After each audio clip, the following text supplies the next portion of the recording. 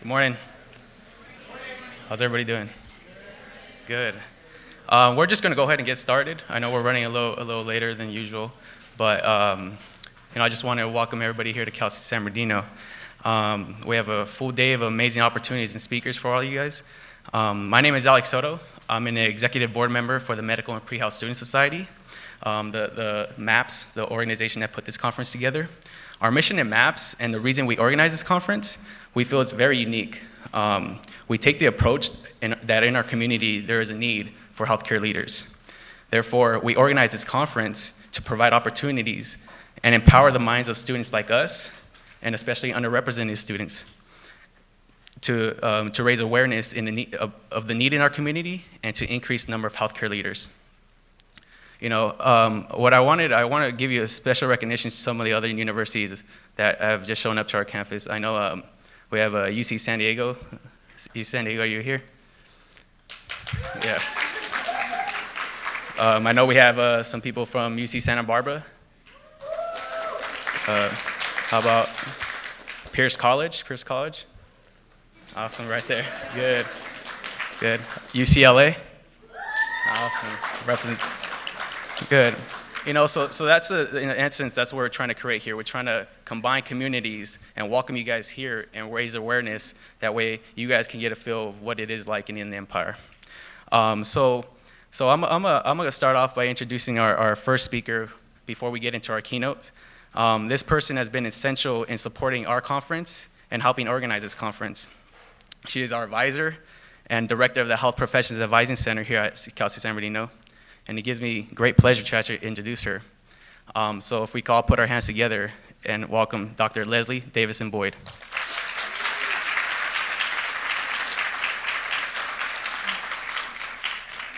So welcome to Cal State San Bernardino. Thank you all for coming out. And on behalf of our president, Dr. Tomas Morales, thank you so much for supporting this endeavor.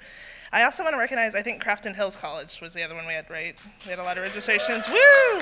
Yeah. Did we forget any? No. I'm a feeler, so I worry if we forget people, that's all. I wanted to recognize our board, the people that have put this on. So this is the third year that this conference is happening, if you haven't come before, and it's completely student-run. I provide some minimal support for them. But they really created this conference out of nothing. There was 4 guys that went to a pre-health conference at UC Davis, I think it was, and they thought, why don't we have one of these down here? And they started talking to people and they fundraised, and with the support of the medical professionals in this area that have been great, they've been able to put all this together and make it happen. So I want to recognize, first of all, if you want to stand up, Eddie. This is Eddie Manacho. He's one of our founding conference members. Eddie is actually now an alumni of CSUSB, but he still came back to support this conference, as well as Rick Cordova that just came in over there. Also an alumni as well. In addition to that, we have Cassandra Klutz. Cassandra's our logistics director, so all of this stuff, the reason you have chairs to sit on instead of the floor, that's Cassandra. Good job. Tanya Seves is our financial director. Tanya is the reason we can actually afford to have people turn on our microphones. So, thank you. Emmanuel Galleta. Woo. All right, Manny, stand up. So, how many of you saw social media posts about our conference? Somewhere on Facebook, somewhere else, website, you got an email, they came to your classroom. Manny's responsible for all of that. You did a great job this year. He's our marketing director for the conference. Claudia, stand on up. Claudia Sanchez, she's our program director. So, she painstakingly puts together these programs and gets them printed. Actually, with the help of Pasco, who's here presenting too, they funded all of the printing and programs and everything like that too. So, good job, Claudia. And then Junior Perez, who actually has 2 names, but he goes by Junior here. So, Junior was one of our, what are you guys calling yourselves for your group? They brought in all of the speakers, so all of the people that come and speak like that. So, what's your outreach director, as long as with Alex Soto, who you guys met. He's our other outreach director. So both of these gentlemen have been working tirelessly for practically a full year to bring in some of the speaking talent that we have today. And then last but not least is Alfred Rodriguez. Yeah. who I believe, are you a Crafton alumni? Crafton alumni, guys, woo! Alfred brought all of our sponsors today too, as well as I think he helped with some of our outreach pieces also. So with that, let me recognize a couple of our key sponsors. One of our big ones is the Latino Physicians of California. They provided a very generous donation, so thank you for your support. As well as Kaplan, they are here. In addition to financial support, they actually gave us a test that we'll be raffling off later today, a test prep course that we'll be raffling off. Along with Princeton Review, they are here as well, and they'll also be raffling a test prep, which if you guys don't know, those are pretty pricey, so that was pretty nice of them. In addition to that, Pasco, again, provided all the printing. Their CSUSB program, grant program that is here with us today. And also UCR gave some financial support. And I think that's it. So thank you guys very much again for coming to campus. And at this time, I'm going to turn it back over to Alex. Yeah, thank you.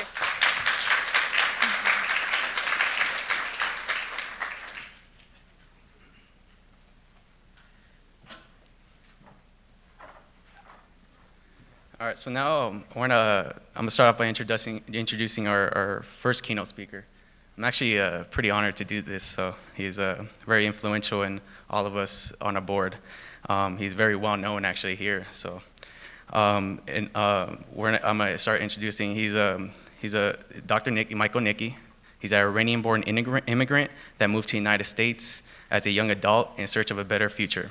He graduated from the Ohio University College of Osteopathic Medicine. He then completed his internship and residency training in emergency medicine and flight medicine at St. Vincent Mercy Medical Center in Toledo, Ohio. Now residing in an Inland Empire, Dr. Neeki dedicates himself in addressing the healthcare disparities crisis that exists in this community. He serves as an attending physician and associate professor of emergency medicine at Arrowhead Regional Medical Center, which is actually known as the second most busiest emergency room in California. He also volunteers as a tactical medic for the Inland Empire SWAT team. So if you would please put your hands together for Dr. Michael Neeki. Thank you. Thank you, Alex. Thank you. All right, thank you, Alex. How many of you guys were born in Okay, so I'm honored to be here. Before I forget, because I have a tendency to forget the people that actually organized this organization.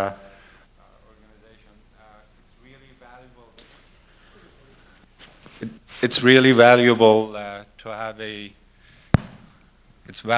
a source like this that really cares and puts something nice together to give you information. One of the biggest dilemma that I had going to a medical school, I was also in a state school in Ohio at the time. Nobody could give us a decent advice how to approach it and how to go through that struggle to get to that point. So it's really a positive thing to have here, and I'm honored to be here today. So thank you for organizing. Thank you everybody that is involved in this scenario. Now, November of last year, I turned 50. And I'm not a speaker that could just talk and not get everybody involved in it. So I put my life into 5 decades to make it easier. What I expect you to do is have the same planning, okay? We could learn from our enemies, okay? This is a capitalist country.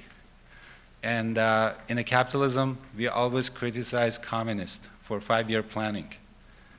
But this is one thing that you could pick up from those guys. Where do you see yourself in 5 years or 10 years? And then plan for it and organize yourself. So my first decade, I was born in northern Iran in a small city. Everybody think it's a desert down there. No, it's like Vietnam. It rains 3 to 4 feet a year.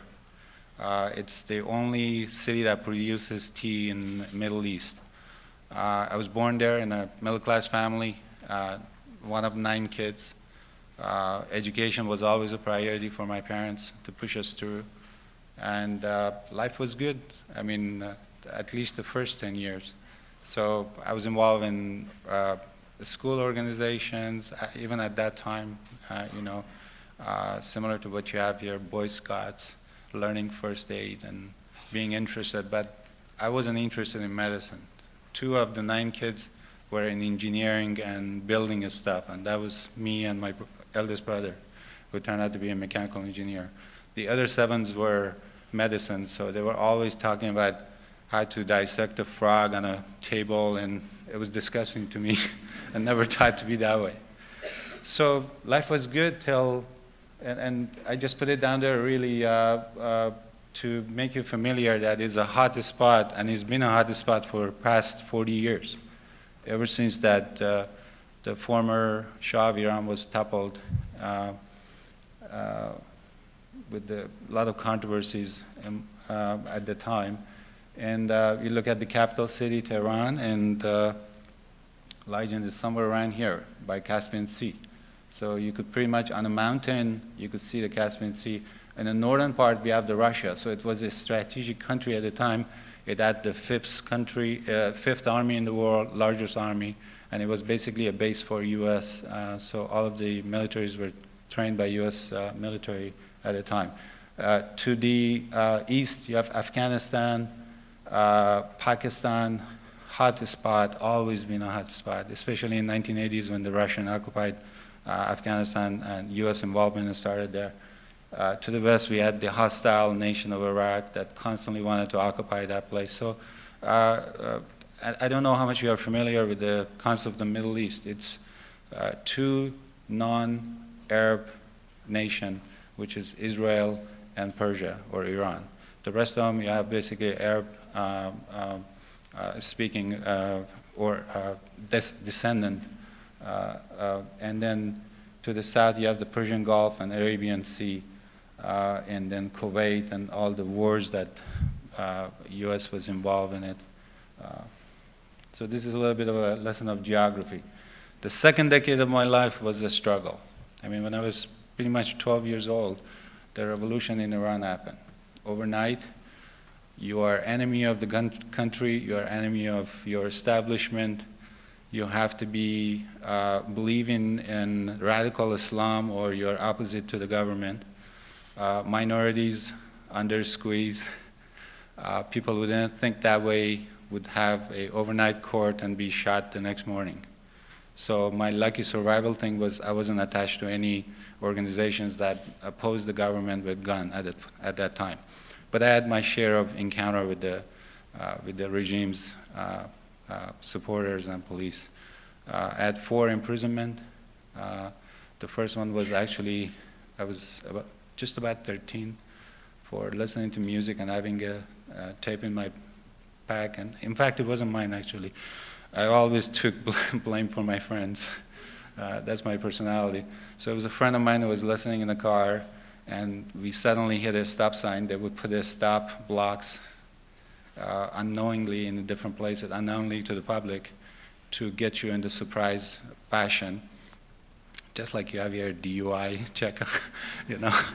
So as we approached, he dropped the cassette. At the time, we used to listen to cassette. There wasn't any CD. I put it in my pocket, and I ended up being the guy who went to jail for about 3 or 4 days. But they knew me very well in the area. My family was established. We were famous. We were athletes. We were businessmen. So they knew us. They couldn't keep us for that kind of stuff. But as it grew, and I really started struggling to find my position regarding the democracy and inhumane behavior that they had toward everybody else, I actually couldn't really be on the side of the government. So I started talking, and talking is something that they don't like. So I ended up again incarcerated in age 15, and then 17. Then I was drafted and given a choice of actually be in a jail or go serve in the military, and I chose the military to go. It was actually active war against Iraqi occupation. So I was a graduate of math and physics in high school. Very well athlete, prepared mentally and bodily. But I couldn't handle the stress from the government. At the same time, I couldn't really take the fact that there is a occupier in the country that is raping and taking over. So we were getting hit by both fronts, the actual government that you don't believe to defend, an occupying government that is coming in and raping women, innocent women and children in southern Iran. So I served in the military for 2 years with honor, to a point that I was actually a trainer for my brigade. And about 18 months of that was a front line, active war, see atrocities. And you grow up. I wasn't prepared for that. That's what I'm trying to get into your mind. You're never prepared for something. You just have to gradually keep your strength and deal with it. And then take that as a positive experience and move forward. For those of us who have mental issues and coming from the war and stuff, because they need a little help. We didn't have that. So my next decade, I actually had to deal with those issues. So here you see Mr. Ahmadinejad, the former president of Iran that wanted to kill every Jew in the world. Then you see the revolutions and movements for anything, cosmetic, cover, believing in freedom of talk and speech, freedom of minorities. So after my military service, I come back and I face the same thing. This time I actually end up in a more sophisticated prison in northern Tehran called Evin, which was built actually in 1976 with the help of Israeli and U.S. Special services to the Shah's regime to fight the communist influence in northern Iran. At the time, they were obviously the allies. And the Islamic regime took that by heart and used it to the maximum severity that they could. So you would be in an individual cell under a lot of stress, physical torture, and psychological torture. And, I was lucky to get out of there because I was a war hero, so to speak. I put it in their face. I've had it. It was a point where it was a point of no return. Either I survive that or I'll die. It's, it's a time where, why do you think that all these teenagers sort of like that are graduating have such attitude that they could actually take the danger and they don't feel that they are they have to respond to and be worried about the consequences. That's the age. That's the age that that you could think that way.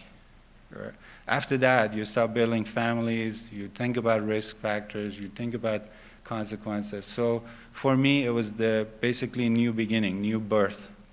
And so basically July of 1986, I remember exact date and a time. I left Iran, smuggled out, and that was my new birthday, so to speak. So I was probably about barely 20 years old, 19 and a half. And for the next 3 decades, my time was in Western Hemisphere, trying to get myself together and grow on it.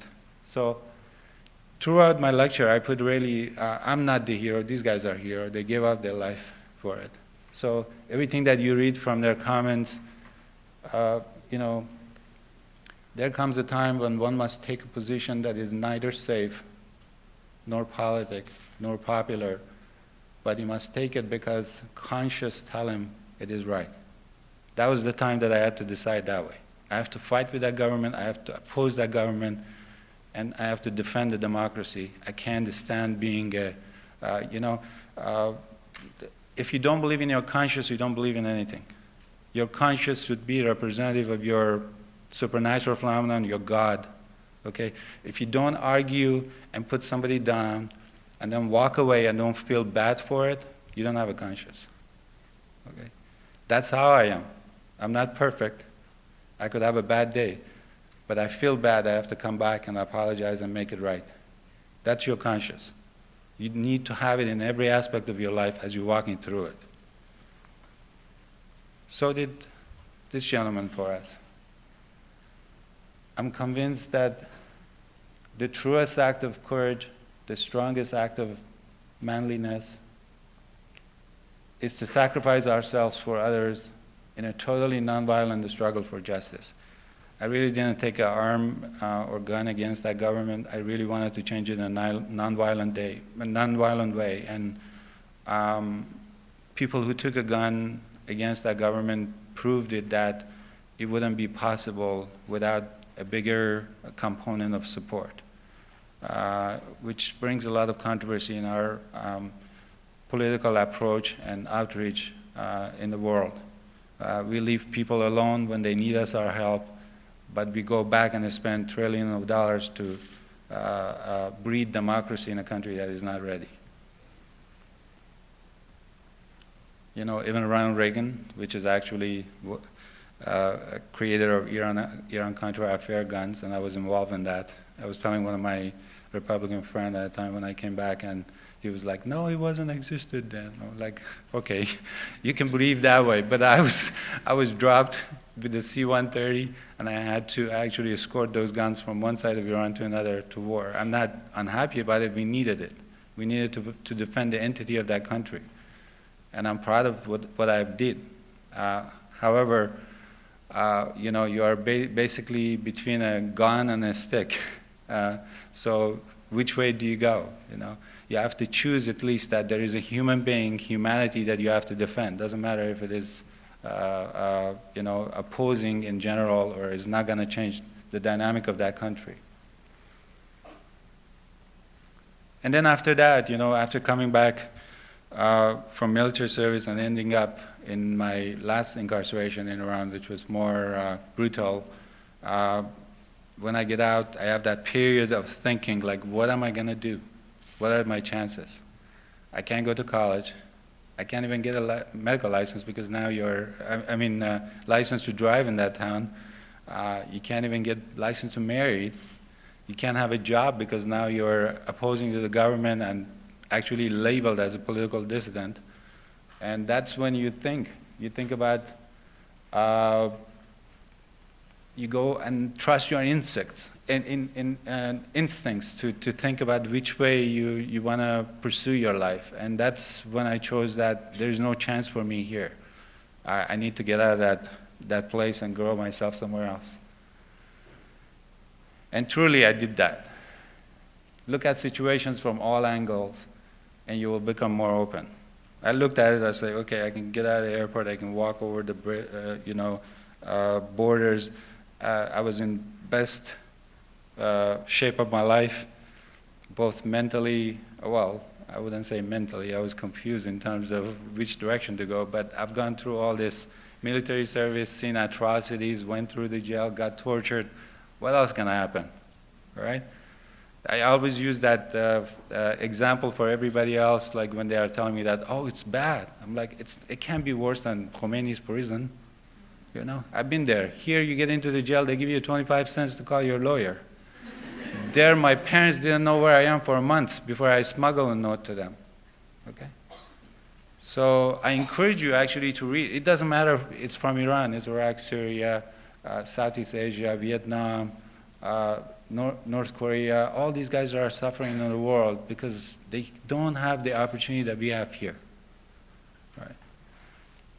Bringing back to the point that this is the greatest country in the world that gives you that opportunity to grow. And it's our job to grow and give it back. So my third decade was actually getting myself together. So when I got out of Iran, I actually went to Sweden. US policy was that you had to stay at family here in US, but it wasn't really realistic to spend 3 or 4 years in a transitional zone like Italy, in Europe somewhere, to get to US. I couldn't do it. I had PTSD. Truly I had a PTSD. I had nightmares about war, about my imprisonment and incarceration, torture. I used to wake up in nightmare and kick and bounce. I'm happy I didn't have a girlfriend then. It would have been like, spousal abuse every night. But one thing that helped me is believing in myself and also being an athlete. Just rely on something else that could be positive. I didn't go toward alcohol. I didn't pick up a bad habit. Never used drugs in my life. In fact, it was funny because when I was in University of Akron, and I decided that I want to take some general courses, I took cultural anthropology. One of the toughest courses I took. One, you needed a, that was like my first semester in the college year, so you needed a little language capability there. I didn't have any problem talking about the politics and social issues. I probably knew more than that professor that was standing there and blabbing around. But writing papers, analyzing those, that was a little bit difficult to put it together. But I tell you, this guy was so silly. One of his questions was, I can't believe anybody did not use drugs in this room.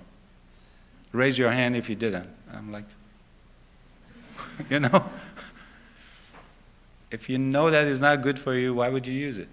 And then as you go through it and you're a scientist and you discover all these side effects and how they manufacture it, you even believe in yourself and you talk more. So that's Sweden was really a good place to allow me to recover mentally, and the sort of control of your body, mind and body, coordination that I needed. And then I worked for Sabascania there as a mechanical controller, and my third year I got a scholarship to go for mechanical engineering.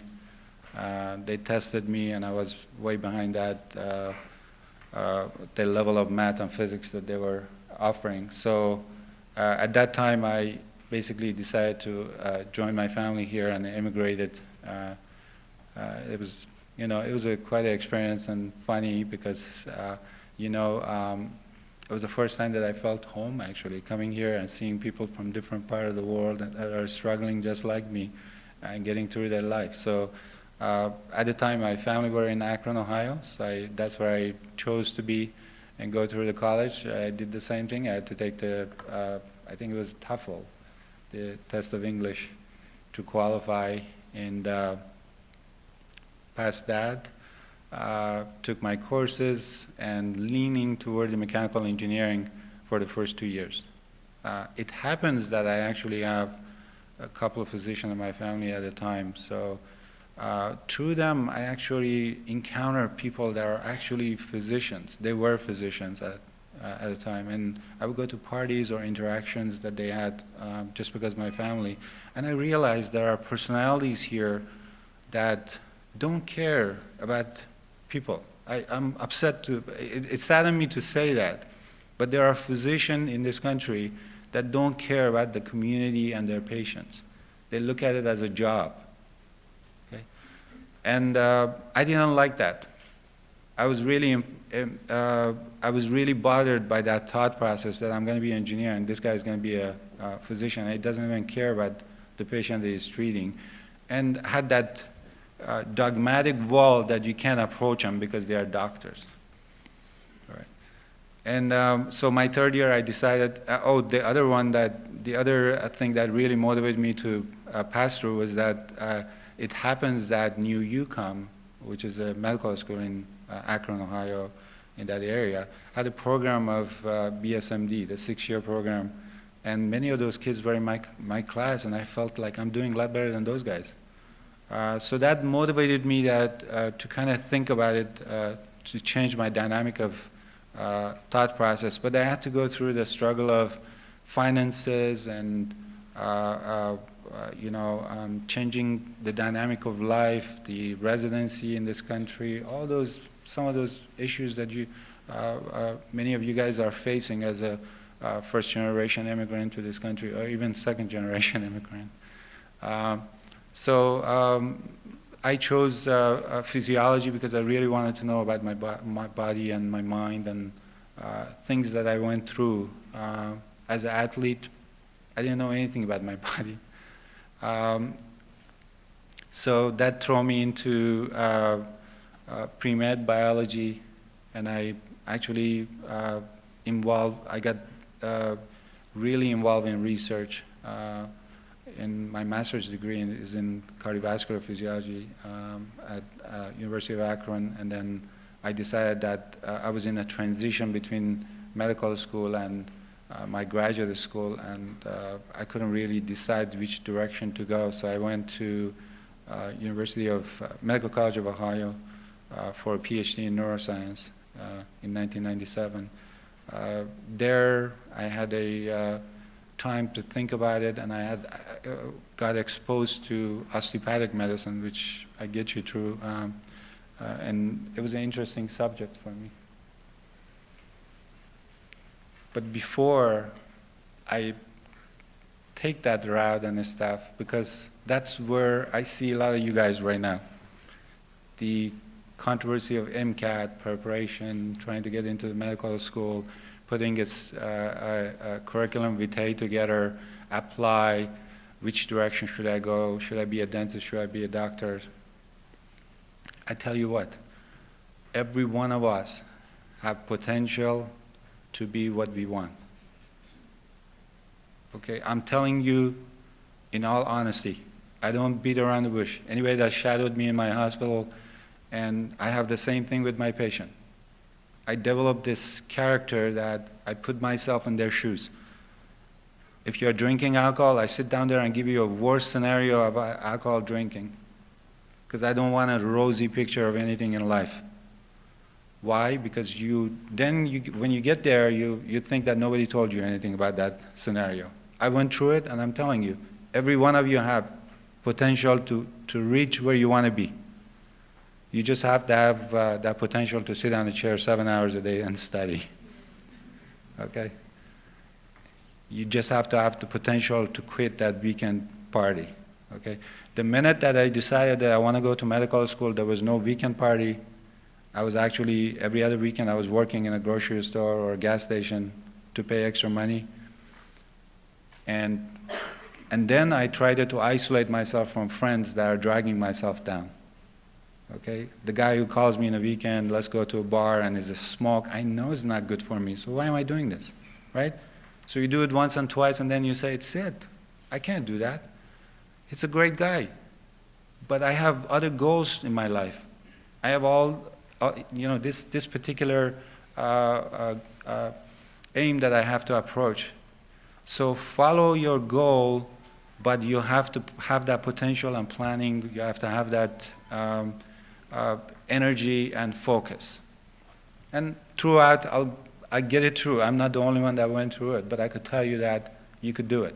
If I did it, you could do it. If the guy flies 12,000 miles across the world and come here, and can use this potential in this country to get somewhere, you could do the same thing. There is no obstacle. And I'm going to tell you, throughout my presentation, I put pictures, I put comments. Nobody is perfect. All these guys up here, they had controversies. But what can we take that will change our life or help or benefit our community is important. Okay? All of us are human beings. For God's sake, our prophets were also saying that they are not perfect. So we are human beings. As long as it's not really an unforgettable sin, you can recover from it. And truly, this is a comment that Ronald Reagan put out in the Congress. There is no great times to growth because there is no limits of human intelligence, imagination, and wonder. It is here. Everything is here. Everything that generation by generation we are creating. And as these guys are doing their own work, the next generations are going to have a better time because you have thought about it. Okay? And this is my goal. If I serve as a role model for Inland Empire, a couple of youngsters to go up and go through all this education and come back, you will have 4 more to go through this. So you leave a legacy. And that's what my goal is. Your goal should never be financial gain and the money. Your goal should always be what you want to be, and the money comes. Now, you have to consider, there are a lot of controversies here that, oh, you loan for becoming a teacher, and your income to your debt ratio is terrible. Yes, it is. But in medical school, when I finished, I had $350,000 to pay back. Okay. My parents didn't pay back. I put it on a payment and it slowly goes. When you move from an income of, when I was a student, I needed $2,000 to live. Now that I'm a doctor, if I make $20,000, I'm short. Because 40% of my income is insurance. So you go on, your income changes, your lifestyle changes, but it comes. You should never be worried. And then the second thing is, never compare yourself to the next guy that is working with you, okay? Never compare yourself with anybody else that is better or doing better. You're not in the same position. I can't compare myself with my coworker. I don't know if they had a heritage, $1 million home for them. Would it make any difference if I live in a 4-bedroom or a 3-bedroom? What do you need that extra bedroom? It causes trouble. Your mother-in-law is going to come back every weekend. So limit yourself to what you need, but also grow and think positive about what you are approaching and what you're doing for yourself and your community. Look back and pat yourself once in a while for your accomplishment. Okay? The guy that you want to compare yourself is the one that is in drug rehab, never got to the college, doing terrible, or looking at, for God's sake, if you want to be depressed, just open up CNN every day. Look at all those people that are struggling for food. So look positive, look to the future, plan for it, but don't look at or compare yourself with somebody else because he's driving a Porsche, I'm going to drive that Porsche next year. But it's nothing wrong for driving. I mean, there are a lot of people that are philanthropists. One of my favorite guys is Bill Gates. I mean, he probably made billions off of ours, and we are enjoying his PowerPoint right now up there. But he's also man enough to come back and put out $40 billion for world immunization or do some philanthropic work. There are people in his positions and in his level of wealth that never looked back at society or contributed anything back. So people like that, to me, it's a hero. I mean, he's doing something positive for it. He realized that we don't have a legacy when we die. Hearst Castle, who cares? What did he do for our community? Did he open up a college?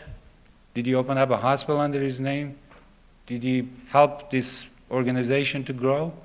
Those are the steps that you need to take, not building that is going to be there because he wanted to show his power to the world. Well, good luck. It didn't help him to prevent him to go to the grave. And guess what? When we're going down, the only thing that is different is our casket.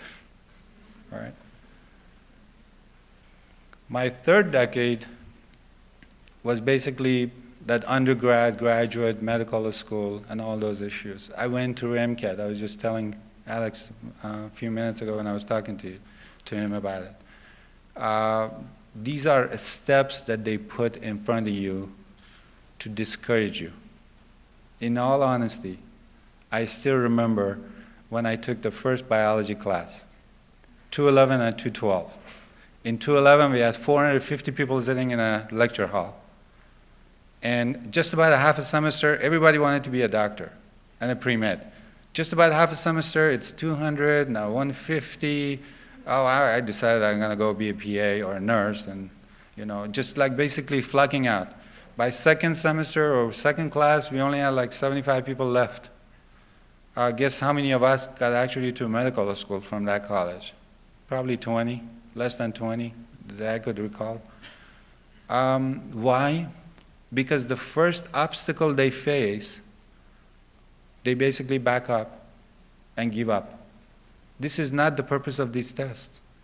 This test doesn't need a study in a sense that you have to go for 6-year graduate school and go in.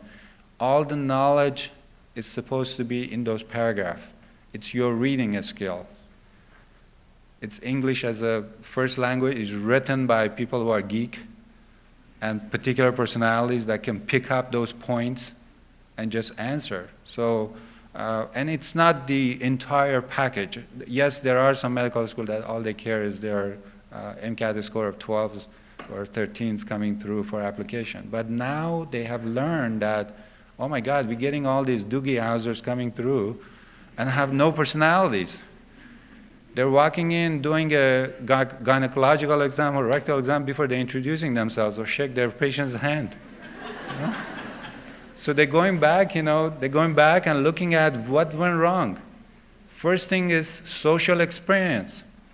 I can't tell you enough, 90% of medicine is social skills. And that's where I could see that I'm a better physician than my coworker. So in my training as an osteopathic physician, and that's why I chose osteopathy for several reasons when I was going. I was actually in Medical College of Ohio. I could have insisted to stay there and be MD. But when I applied for, I was analytical thinker. I had an engineering background. I was an athlete. I liked musculoskeletal and extra training that you would get, the pulpitary skills, and have stories that I've done different for my patients with those skills. But at the top of that was this integration approach. The fact that somebody comes in and talk about a finger pain for 6 months is not a finger. Sit down there and see. Maybe it's the psychological issues. Maybe it's a systemic approach. Maybe something is wrong. His uric acid is up and is accumulating in a joint as a pseudogout or gout. So that approach was what I was looking for, to be something different, not our average Joe as a physician. And I can tell you what, the reality is right now, and you could ask your parents, I know a majority of you guys don't go to a physician unless you are dead. I don't like that either. So just the reality of it is that you take that prescription pad away from a physician in this country right now, and I want to know what they have to offer. All we do is, oh, I'm coughing, here's your antibiotic, go home. Okay, so that's the approach that I want. Is this chest pain really from your rib, anxiety, social or psychological issues, or is it really from your heart? That's a skill that you need, and that's where the social skill comes from. So you guys are sitting back here with your personal experiences, living in Inland Empire, have a golden opportunity to come out of this health education, whether you want to be a doctor, pharmacist, whatever. During your interaction, you have a better chance to extract that proper information than a person that came in and grew in a bubble somewhere, all his medical school paid, driving a 7 Series BMW as a first-year college student. Because that's one of my mottos. If my student make a mistake, I'll ask him, where do you live, Orange County? Okay. Do you still live with your mom and they doing your laundry? Okay. Because the reality of it is, and it's true, medicine is analytical. You have to understand your patient before you treat them. And that's where it's missing.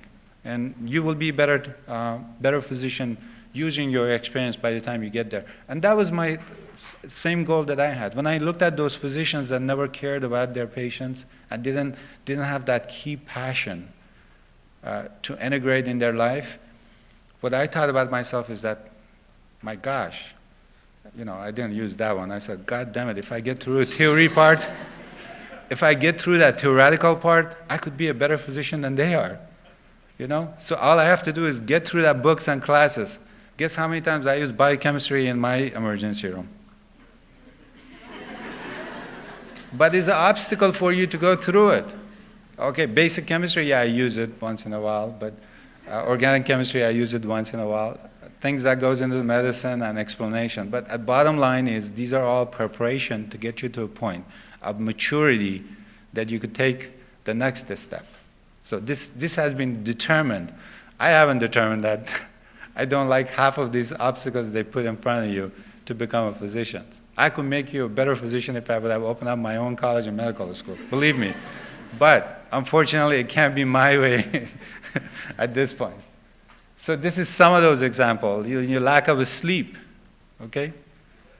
What we used to do is go to the college, come home, get a chow, back to the library, come back at midnight, go back again through the school. That was my cycle of pre-med, at least the last couple of years to keep my GPA up, and then volunteer on Saturday afternoon in a hospital to push a wheelchair around with overweight patients of 600 and be nice to the guy like, I love you, man. I mean, you're doing great here.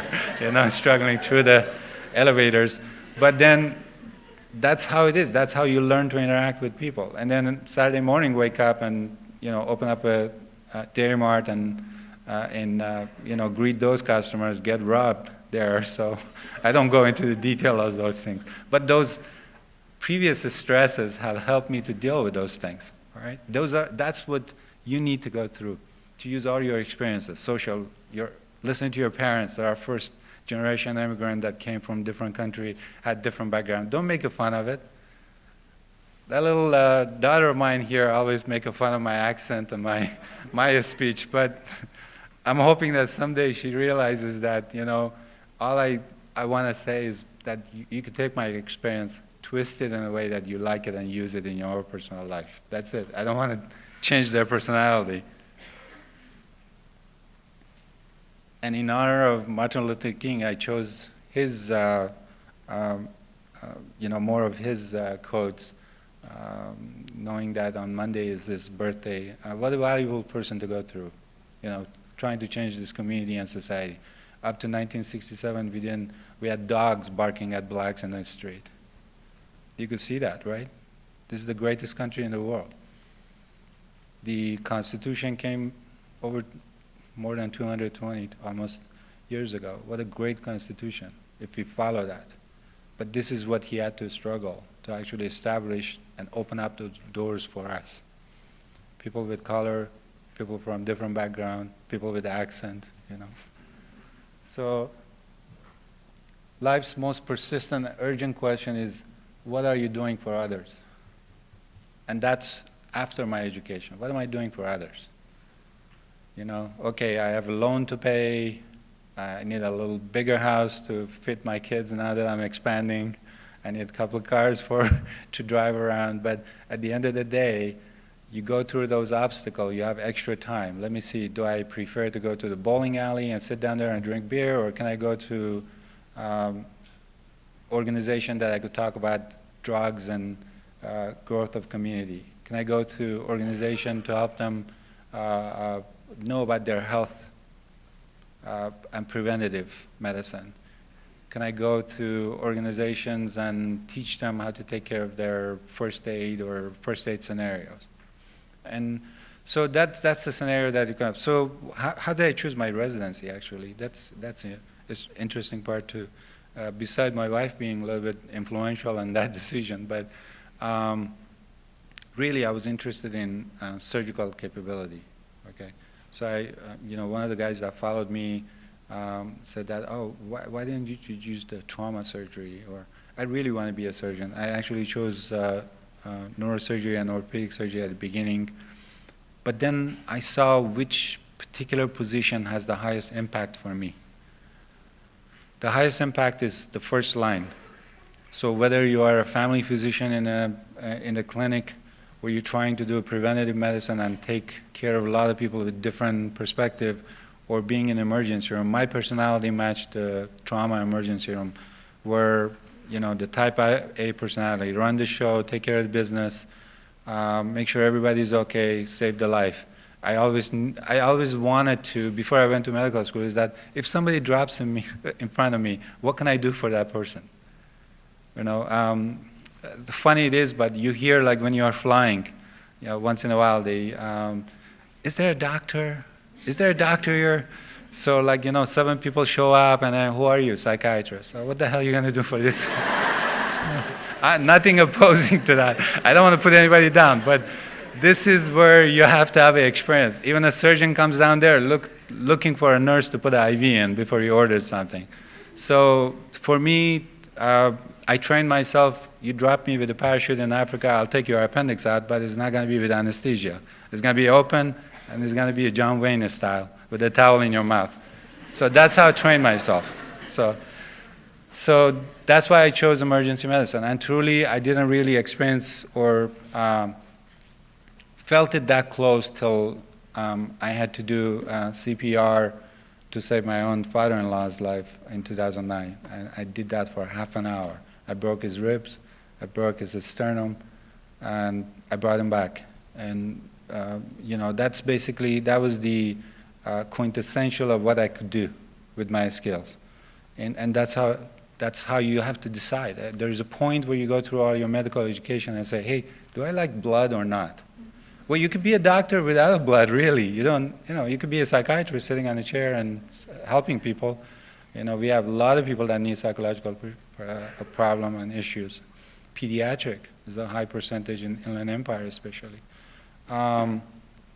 But you could choose, because a lot of people prevent, like, I don't think I could be a doctor. Why? I'm afraid of blood. Well, there is that choice. Or you could look at the other perspective of it that, okay, I want to be in, if you going into the surgical field, you have to think that you're spending more time in a hospital. And then you have subspecialties or area of specialties. That's it. I have a friend who's a general surgeon and still calls me when his kid has an earache because he lost that skill to diagnose otitis media or middle ear infection of his child, or not sure about it. Okay, so the skills flies off as you subspecialize yourself. So you have to think about it when you get to that point. Compassion, compassion, compassion. I can't say enough. All right, if you don't have that, forget about healthcare work. Okay, you can't be making fun of people because they are in your clinic, in your office, or in your emergency room, or in a hospital bed on the floor. I'm not saying it doesn't exist. It exists now, but it's not true. It's not right. Okay, so you cannot judge people or prejudge people before you approach and start talking to them, realizing some of my activities again during the training in Ohio, during my residency, and I put actually anybody Michigan fan, that's their helicopter back there. So again, our great heroes that they may have not written that speech, but gave their life for this cause, causes that are important and was dear to their heart.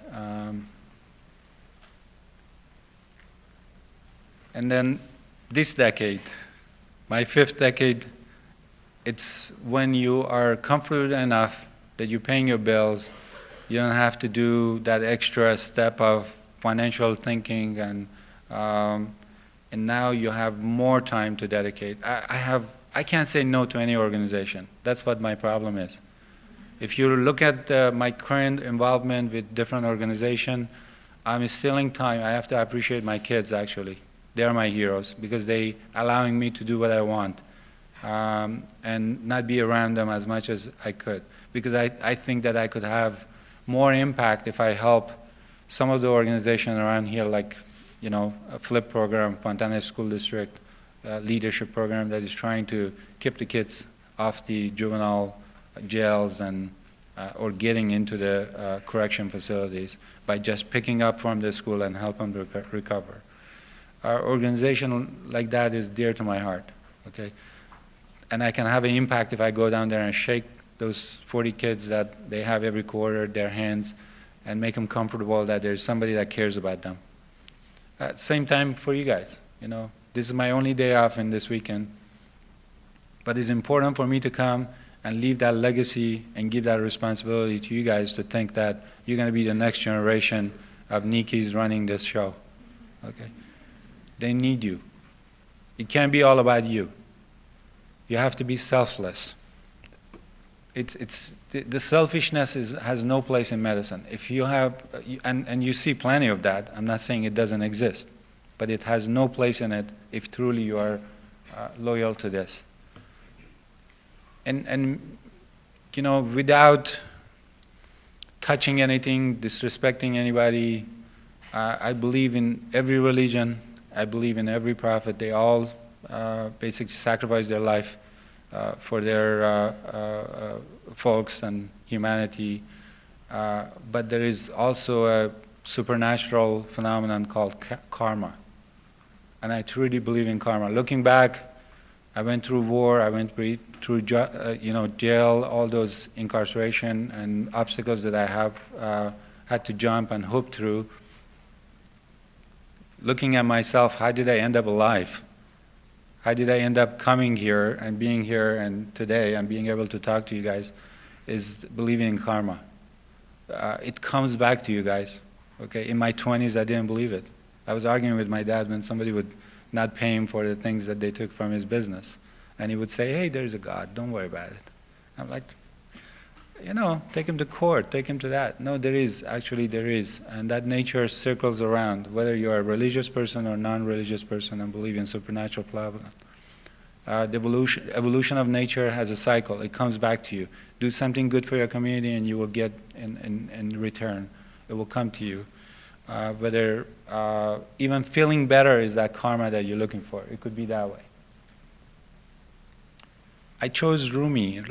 Many of you are not familiar. Rumi is a philosopher that was, you know, not everything that comes from Middle East is all that violent that you hear, the radicalism that they have. Actually, most of medicine and math and science shifted from Eastern Hemisphere to the Western Hemisphere somewhere around 400 years behind the Western growth in 11th to 14th century.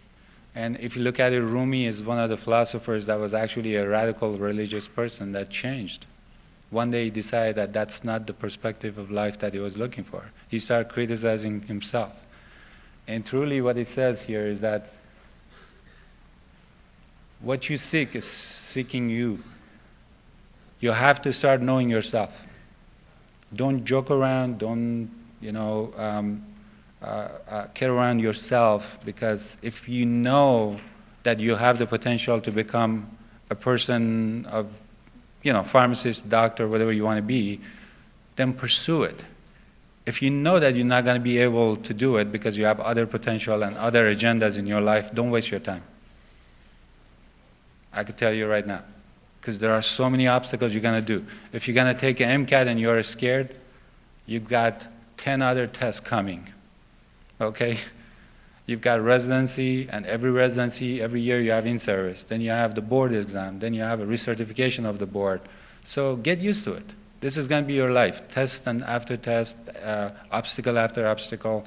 And it gets to a point that, I'm prepared. I'm going to go sit down there. If I'm not 100%, I'm 90%. I could do it. Okay? If anybody could do it, I could do it. So hit it, don't delay it. Don't delay the MCAT. I see one of the biggest mistakes is that, oh, I'm going to graduate and then take an MCAT class and then take an MCAT. Big mistake. All right. During your third and fourth year, you got to take it. The people that did better than me were those people that analyzed it that particular perspective. Some people may have a problem. That's understandable. I couldn't do it at the time. And don't be afraid of being judged when you go through the interviews and applications. Look beyond California also. We've got the whole country waiting here with 154 medical schools, now even more probably. So they look for actually diverse population that apply to their colleges. They get federal funding if they train you there, and then of course they have some limitation that you have to serve that particular state for few years before you leave that and coming back to sunny California. But who wants to come back here, right?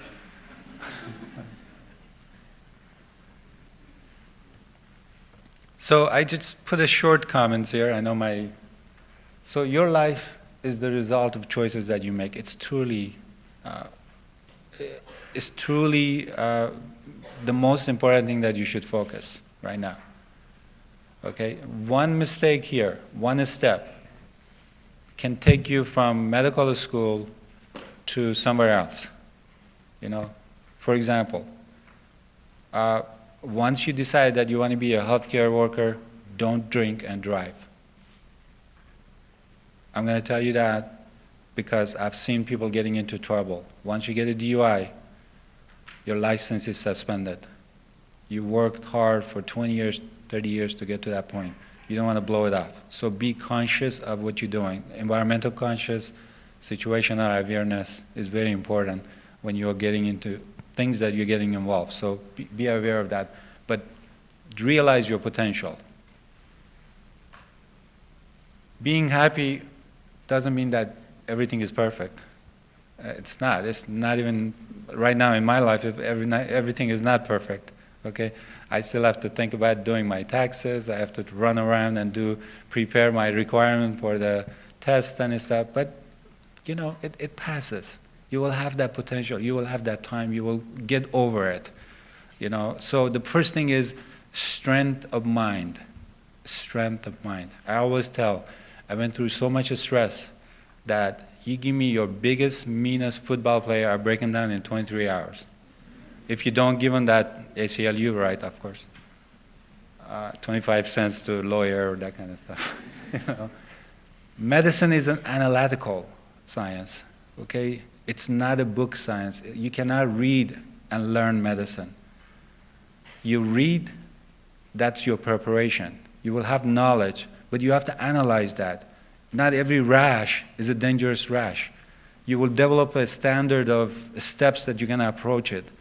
Well, this one is blanching, this one doesn't blanch, this one has a fever with it, this one is started right now, this one, so that way you could go through differential diagnosis and eliminate the one that are dangerous, are going to kill people right now in 2 hours, and the ones that you have time to treat. Okay? So prepare your mind in analytical approach. MCAT is analytical test. They want you to read and answer question from that passage that is down there, but in a certain approach, and you have to find it. I didn't realize that when I was taking it, though. They won't tell you in different courses you go. Use your social skills and experiences. I actually emphasize that, in my opinion, 90% of medicine is social skills. As you walk in, how can you break that barrier to get the truth? I've got people that are pain seekers, addicted to medicine, pain medication, coming every day. Even during my residency, I learned that, as I walk into the room, why are you here? Do you really, truly want me to do $20,000 workup every day for your belly pain, or do you need a pain shot? And they, open up and say pain shot, and it's your decision then to decide if you want to go with the narcotics or non-narcotics, or help them to get through pain controls, or, have a psychiatrist see him, have a pain specialist, which is usually a pharmacist now, to see him and come up with a regimen that can help him recover through that, okay? So medicine has changed, though. And I'm happy to say that for the past 20 years, it has been changing for better. It has been teaching us the humanity beyond the science. And that helps us to do these issues, and preventative medicine, not to mention. So connect to your patient. Imagine yourself in their shoes if needed to be. Okay, when I started medical school, everybody, all my attending used to tell me, hey, when you get into a room and you're giving a bad news and they ask you, what if it was your mother? You're saying that it's not my mother. Okay, disconnect yourself. I could never do it. I've never done it. And I'm proud of it. I cried with my patient in a room when their loved one died. I got involved emotionally with them, but it made me a stronger physician, better physician, in my opinion. Okay? I can't desynthesize myself. How could I do that? If I see you suffering in a chair in the emergency room, you're my priority. How can I ignore you? There are physicians that walk away, yes, but that's not the standard that I'm looking for. Take the extra step for your community. That's what I'm emphasizing from all that involvement that I have. And, everybody says, well, when do you sleep? The science of sleep says when you are dead, you get enough sleep. Okay? When you don't need it, you don't need it. I don't know. I mean, I'm a scientist standing here. I went to school in basic science and clinical science. Everybody says you need 12 hours a day, 8 hours a day. When you need it, you need it. Your body tells you that you can't wake up today. And that's my day to sleep. Okay? Otherwise, I'm up at 5 o'clock, down, getting a cup of coffee, listening to the news, and getting on the road to go to work. So never let the things you want make you forget the things you have. Okay? That's talking about the difference between having a little, maybe a X1 BMW versus a X5 or 7 Series or a Porsche or Toyota or whatever. These are all ownership. Okay? People from Europe love to come to the United States. In fact, people from all over the world love to be here because of the capitalist system and the opportunity to grow here, right? But what are we doing at the end? We are owning stuff. That's one thing that you want to get away. You want to have certain limitation of what you can own, and the rest of it is just you working too much for it. Realize that. And then once in a while sit down there and say, my God, my parents never finished college. They didn't even get through high school. But I can pat myself. Now I'm a third-year student in this college, and I'm looking forward to go to medical school. Be proud of yourself. I mean, that's one thing that you're going to approach and go through it, right? I can't tell you enough about compassion. If you don't have it, you're going to be a terrible physician. I can tell you right now. Don't even pursue that. If you want to be selfish and all about money, I think Southern California does not need 5,000 plastic surgeons to put a Botox in your face. They need family physician, they need emergency physician, they need internal medicine, they need surgeons that care about their patient and do it. So all medicine cannot be about money and how they approach it. I'm going to stop here. I give you a short perspective of what life is. I'm going to stop here and I'll allow you to ask questions if you have any, and I will be approachable. Alex would have my information. I encourage you to get involved with the regional hospitals and use it. Arrowhead Regional is a taxpayers, county-operated hospital. It's your opportunity to come and ask and follow us, find a role model, and get that opportunity to change your life. Thank you very much.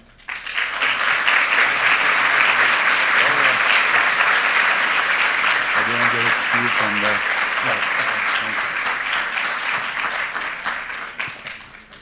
So Dr. Michael Neeki is actually going to stick around for later, so if you guys do have any questions, you guys could just talk to him after. There's some very important points he made that I just want to briefly say before, we introduce our next speaker, and it's that, we're all going to have challenges in our life, right? And the point of this journey is to accept them, because they're going to develop more character and lead you to become a better health practitioner like Dr. Neeki. So that's a good point. And of course, he's a hero to us, so we're very thankful he came.